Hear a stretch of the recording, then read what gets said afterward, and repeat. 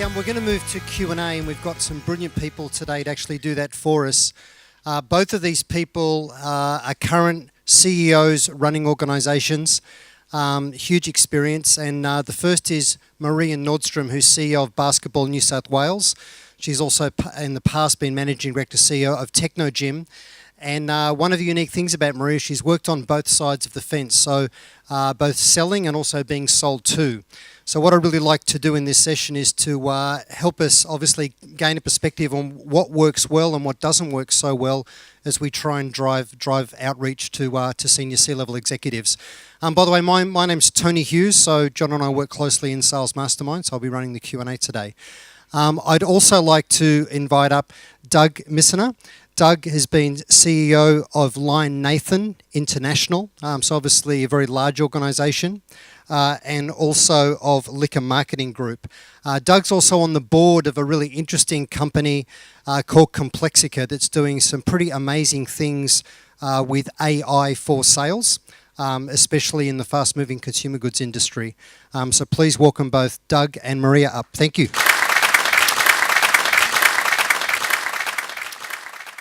Steve, can you go? So I'll pass my mic to people on the floor and we'll repeat the question if we don't get a mic to you. But does anybody have a question to kick off with, or maybe I'll just jump in while you're thinking of one? So I guess what I'd like to do, maybe just to move down. So Doug, what have you found has worked really well? When you've had people try and drive outreach to you for a new meeting, what have you seen work well, or maybe what have you seen has been an epic fail in people trying? Steve touched on it, but it's gimmicks. Gimmicks and jargon and essentially what I'd call BS. Any CEO that is really focused on moving the business forward has limited amount of time. And any CEO in that sort of classification also would typically have an EA. And generally what people tend to forget is the EA and the CEO work together as a team. And the EA's job in many respects is to basically guard the door. You talked about gatekeepers, Steve, but it's really about making sure you're not letting anybody waste their time, right? You've got X amount of time, everybody's busy, and it's amazing the number of people that'll rock up and think they've got hours to spend and can talk about whatever. And your comments about not being prepared, spot on. Yeah. Maria. I think the key is actually having worked on both sides of the fence and having had to do many approaches over the years as a sales director and a sales manager to being on the other side of the fence. It is preparation, it is relevance.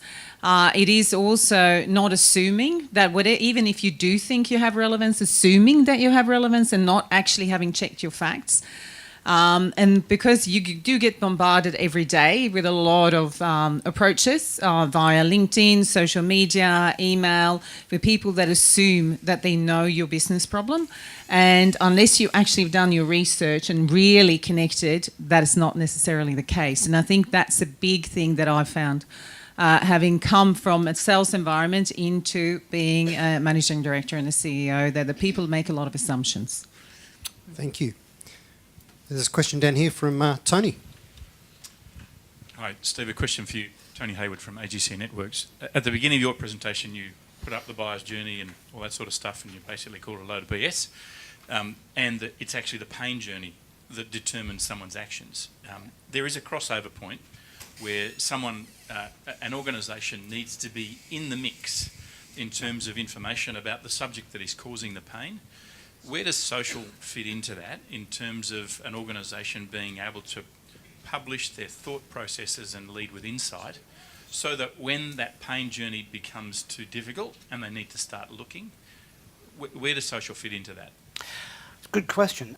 And I think social is very important. I'm not talking about this as the only thing to do. I'm talking about this is what you do in addition to what you do on social. So you need to talk about the problem. You need to have insights. You need to publish the articles. What the challenge we have with a lot of, not just social, but our websites, is we tend to talk about ourselves and our own stuff. If you're talking about the companies that you're approaching and your perception of their issue, you'll get feedback as to whether it's right or wrong, because there's two things. There's your perception and there's their perception, and sometimes they jive and sometimes they don't, as you said. And you need to try and get them close together. So social can help that journey. It can certainly help stimulate the pain, but you also need to get that feedback to understand the perception of the other people. And it's also going to vary from organisation and organisation. The challenge with social is that every single message we send out, whether it's via social, via the phone, face-to-face, is absorbed. At the moment, every single one of you is listening to this message as an individual. So even though I'm talking to lots of people, you're all absorbing it individually. And we need to remember that we're always talking one-on-one. And when you've got a broader message, you need to try and... The broader it gets, the less personalised it gets. If I can just add to that as well, is that the big mistake I see that people make with social is we think of social as another blasting and spamming channel. That's kind of how we're wired as sales and marketers. And yet the reality is that 3/4 of potential buyers research sellers before they choose to engage. So the real value of social is in social listening. So we need to be listening for trigger events. We need to be using social for research. That's the real power. But we need to recognise that the power of social is when a potential buyer that we drive outreach with has a look at us. They think, who is this joker that wants to meet with me? And they go and have a look. So we need to make sure our LinkedIn profile gets away from being an online CV that shows what a successful seller that we are. Please hire me, sales manager, in my next job, to instead be personal micro-branding site that shows that we have domain knowledge and expertise and we're all about our customer and our outcomes. And that's a massive mindset to people to get away from thinking of social as another blasting channel, to instead think my buyers research me before they choose to engage. When they look at me, will they see something that supports my value narrative? I don't know whether, Doug, you've got anything to add to that? No, you nailed it. Okay. Yeah. Another question. I'll get a mic to you. Over here.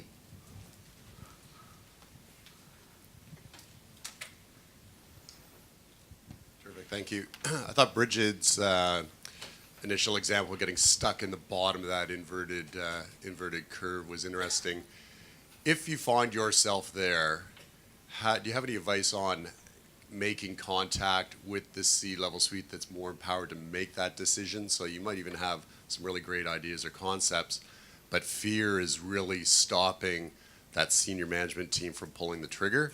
So how do you bust out of that cycle without putting those senior managers off and having them feel like you're sort of skating around them?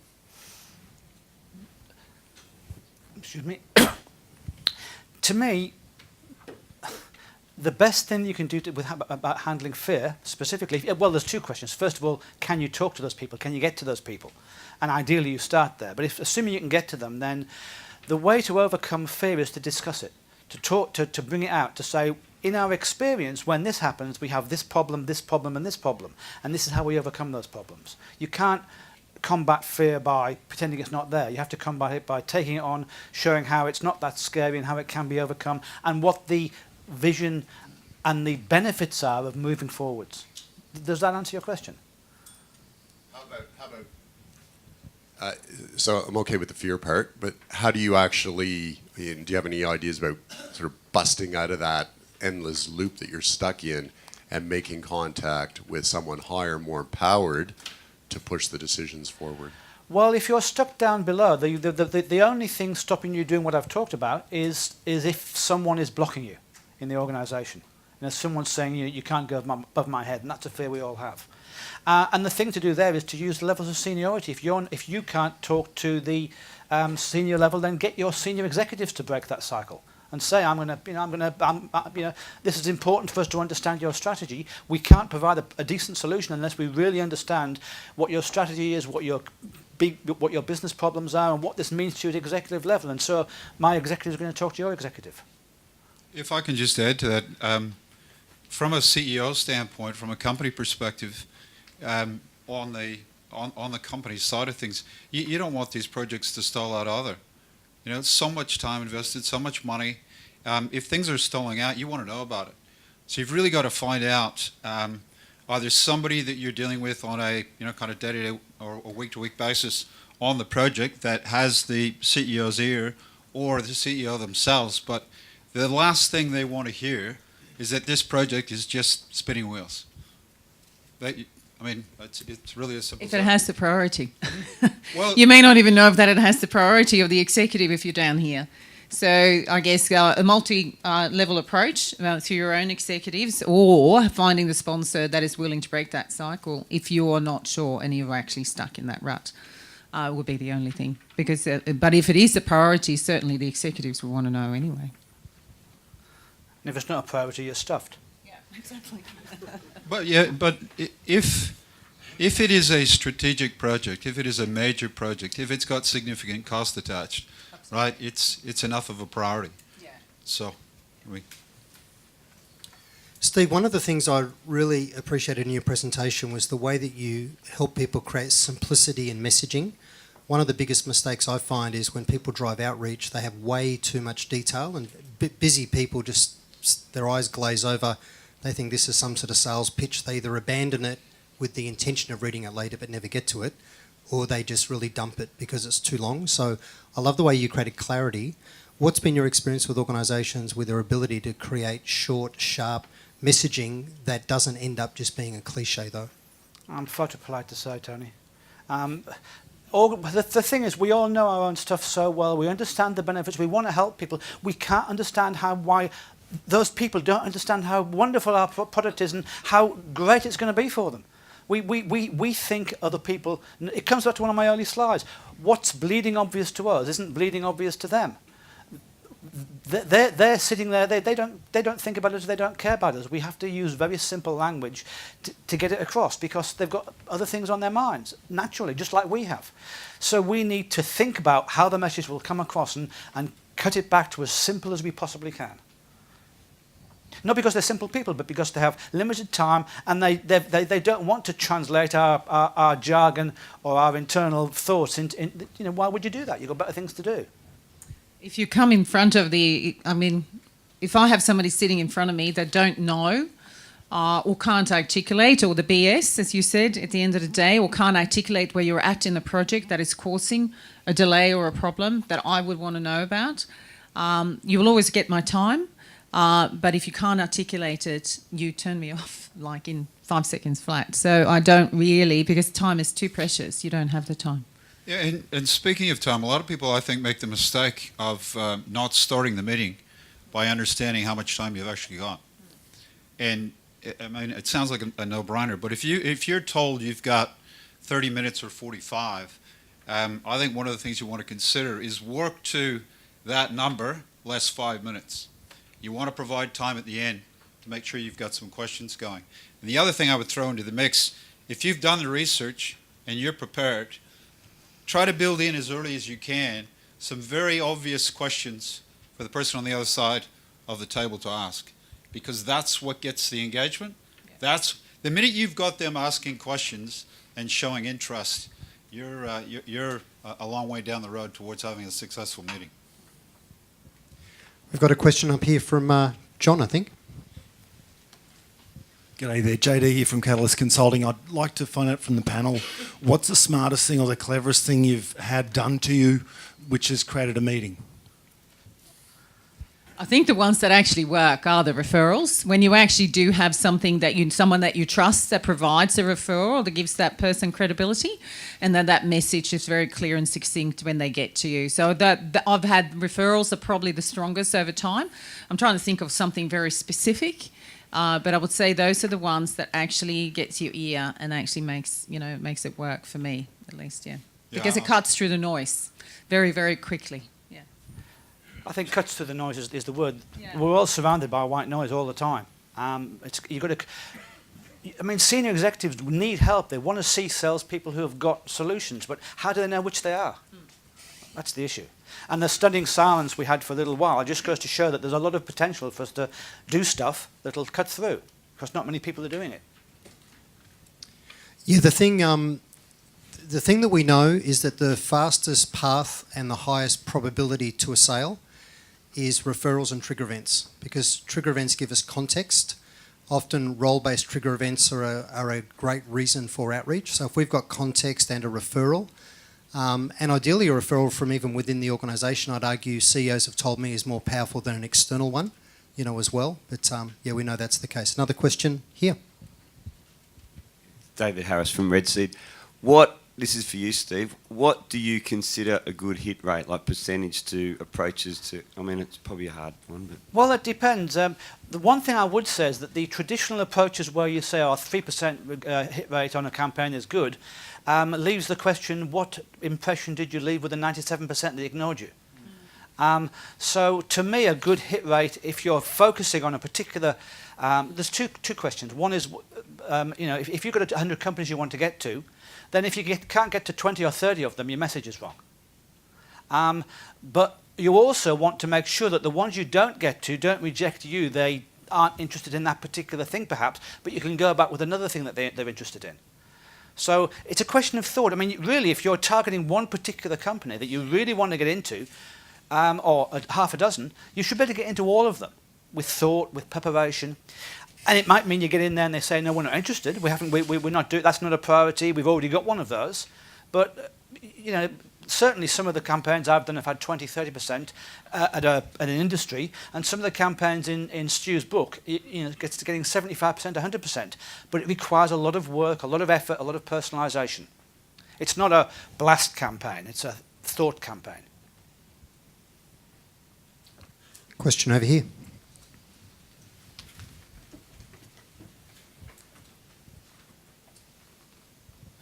A bit of a question. When you actually get the meeting with the C-suite, you've done your profiling, you've done your research, you're prepared, you've got your questions, the world's great, you're ready.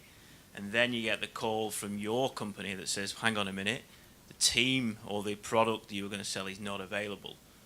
You've got to go into the C-suite, show your branding, your capability and the ability to do the job, but actually you can't do it for a while.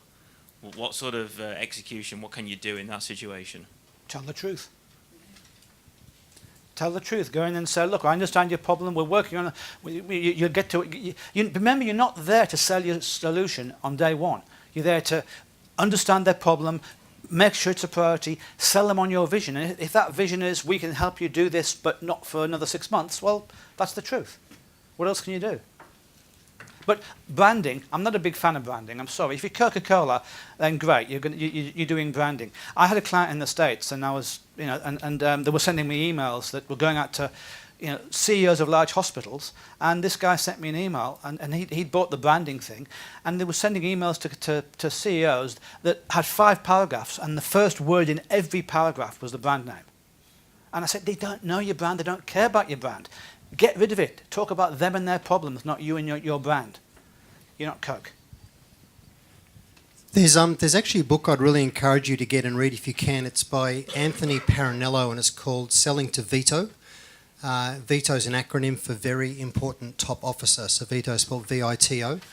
And this is an old classic book, but it's brilliant. I'd recommend it along with Stu's book that you recommended, Steve. But what he recommends is you actually put a one-page letter, not on letterhead, just on plain paper, in a plain envelope that's not branded you, that you in essence courier to their reception area, because it's absolutely going to get past all of the gatekeepers. And he makes the point, don't put your company branding on it, because the reason you deserve the meeting is because of you and your insights and the perspective that you have.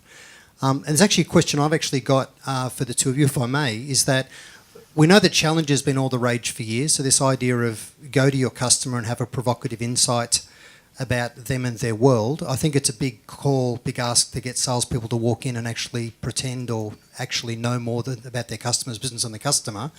But I think it is very important, nevertheless, to have a point of view. So what's your experience in people who turn up with a point of view that they want to share with you versus people that are just there to try and gather information from you and ask questions? In my view, there's no question how important that is. If it shows you've done your research, it shows you've got a clue. It shows, I think, that you're actually committed to the whole selling process. It shows that you've got a sense about what the business is on about, and that whole question you asked earlier, or you posed earlier about understanding their problem, obviously it demonstrates that. One thing I would say though is to not to be too locked on that point of view. You can get in a bit of trouble that way. You've got to be willing to listen and be flexible and adjust if, in fact, you find out pretty quickly that you're perhaps not 100% on the right track. But I think it makes great sense. I think having very specific industry knowledge, or and provide examples from your own experience that's relevant to me as a customer, is what makes a difference in that challenger context, because you're more of an advisor in longer term, I suppose, or could potentially be, because you have that inside knowledge. Or if you can provide it in the context of solving a problem straight away by specifically showing that you're understanding my business and my industry, then you actually have, I guess, a much better chance of engaging. So I think that is key, not to be generic, but be specific, and also be, I guess, industry specific and as well as business specific in your research. And there's one thing I would say, which is a very simple mechanical thing. You talked about a plain paper envelope getting through all the gates. The best way to get a message to a senior executive is to call their executive assistant and say, hey, I'm going to send Bill a message. I'd like to talk to Bill about so-and-so. Would it help if I sent you an email? And you send them an email or whatever. That way, and then you call half an hour later and say, hey, did it get there? Because I know these things get adrift in the ether.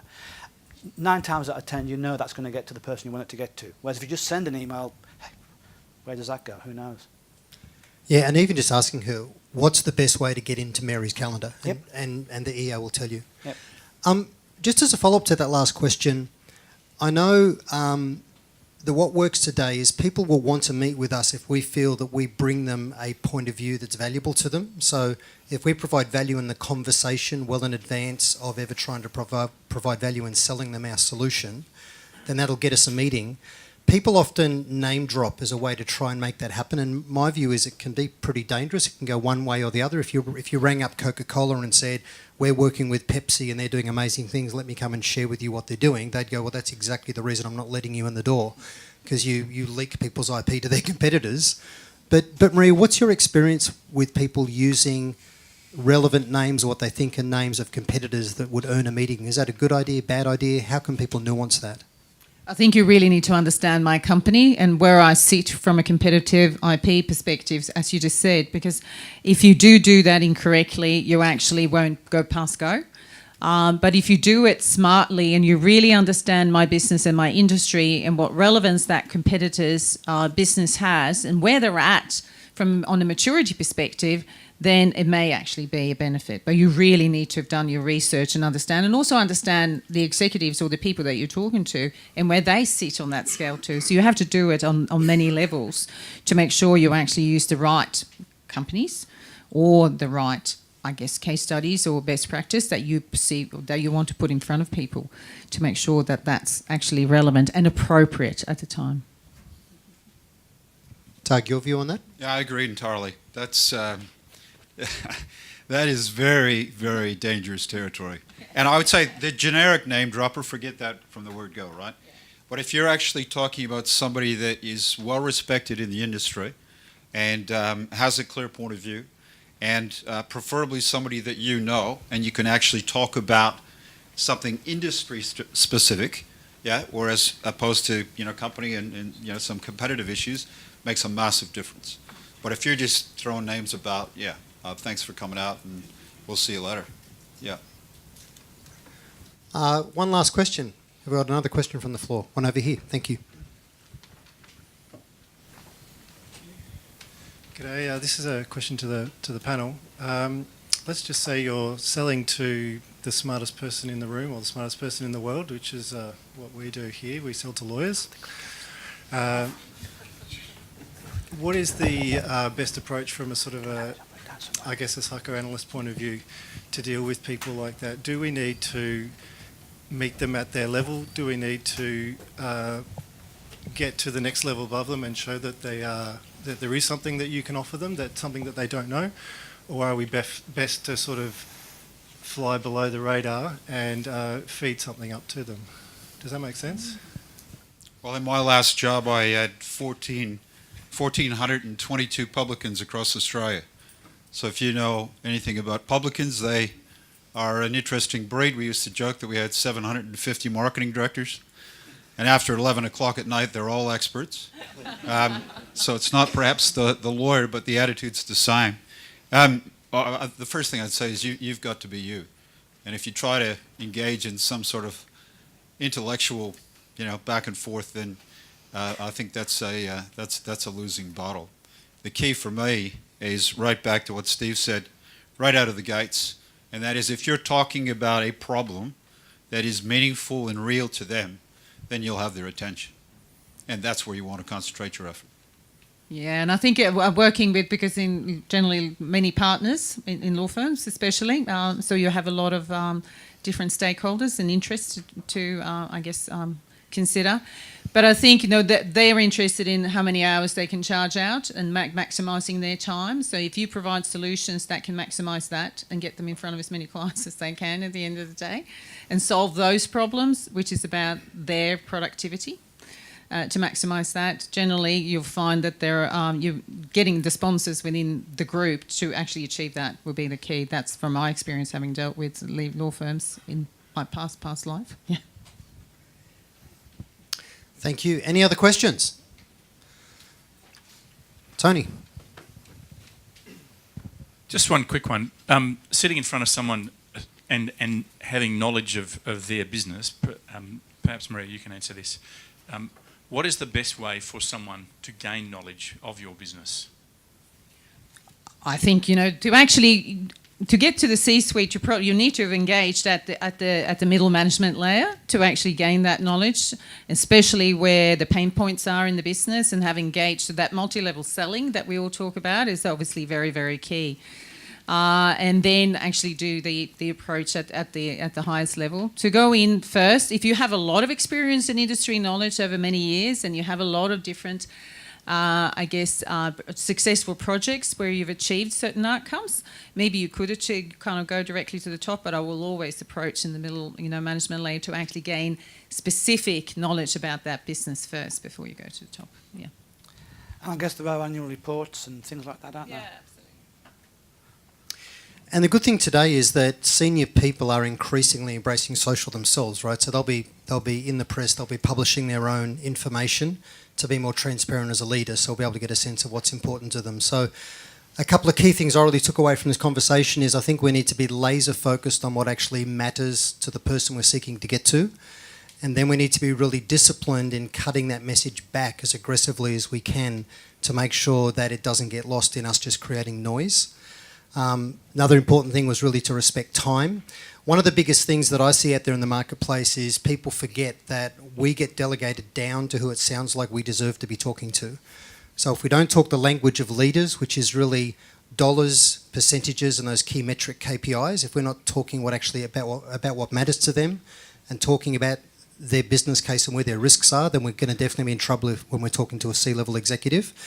And I just really encourage you, even if you get an inbound lead, one of the techniques I find that works really well is if we get a lead come to us, that person will be in the mode of asking us their 99 questions about do we do this and do we do that and what's our price. And without annoying them, we need to acknowledge they've got those questions, but as soon as we can, we need to say something like, hey, do you mind if I just ask what's happened inside your own organisation that's caused you to think you need a system like this? So we need to get back to what was the trigger event in their organisation that started them down the path. And if they go, well, why do you need to ask that? We'll say, well, I just want to understand what the business case would be internally. Because once you can start to talk about business case, we'll uncover who all the stakeholders are.